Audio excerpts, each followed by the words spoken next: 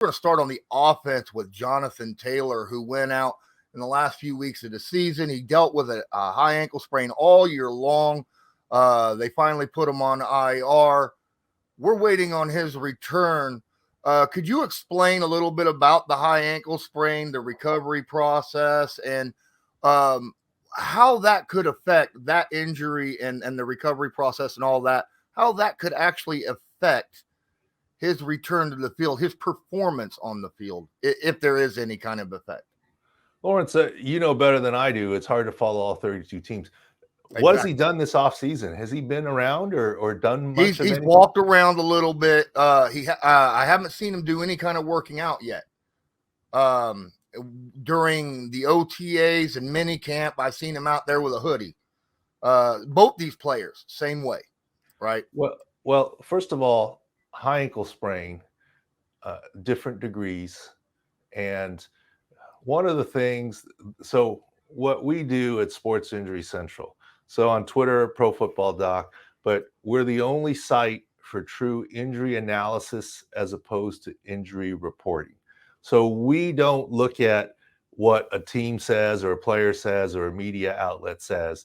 We look at actual game footage and we interpret what's happening.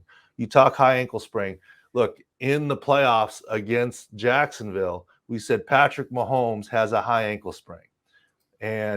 But don't worry, he'll return and finish the game, and he did. Mm-hmm. And then after the game, it was released he had a high ankle sprain, and everyone freaked out and said, oh, that's 4 to 6 weeks. He's going to miss the rest of the playoffs. And we said, based on the type of game that he plays, the right back ankle, this is how he'll modify, change arm angles, and he'll still be effective, but he's not going to 5 or 7 step drop and push the ball down the field, more underneath stuff, and that's what he did. So that's what we do, injury analysis, not injury reporting. Now, certainly, we actually were the first to say high ankle sprain on Patrick Mahomes, but it's different people. It is much harder for a running back like Jonathan Taylor to play through the high ankle sprain than Patrick Mahomes as quarterback.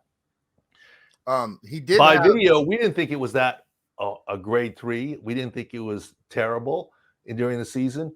We would be surprised if this turned into a Michael Thomas New Orleans Saints situation where the high ankle sprain got a lot worse and perhaps off-season surgery, and we just don't know about it, and that cost Michael Thomas the season. We would be surprised. We're relatively optimistic. We do something called a 6-score Sports Injury Central score, and for fantasy drafters, we have Jonathan Taylor rated high in the low 90s in terms of his health coming into the season. So even though he has not participated a lot, we're not seeing it as a big issue right now, although we could only analyze what we see. I'd love to see footage of him running around, and then we could say, is he all there or not there in terms of what's going on?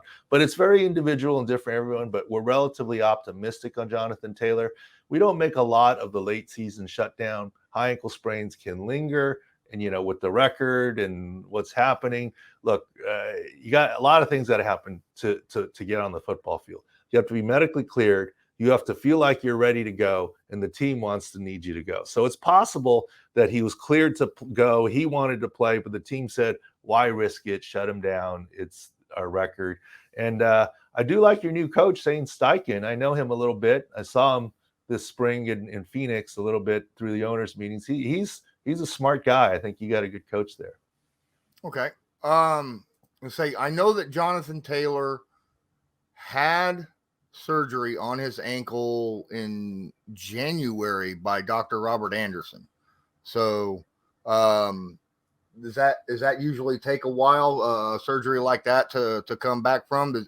Is a return table something that he might be able to come back by, say, week 1 or something? I would hope and expect so. Look, the surgery, the details of the surgery were never released. The hope and expectation, it was more of a scope. The fact that he didn't have it immediately, perhaps to us, indicates that it wasn't structural, more of a cleanup. And so some relative optimism on Jonathan Taylor there.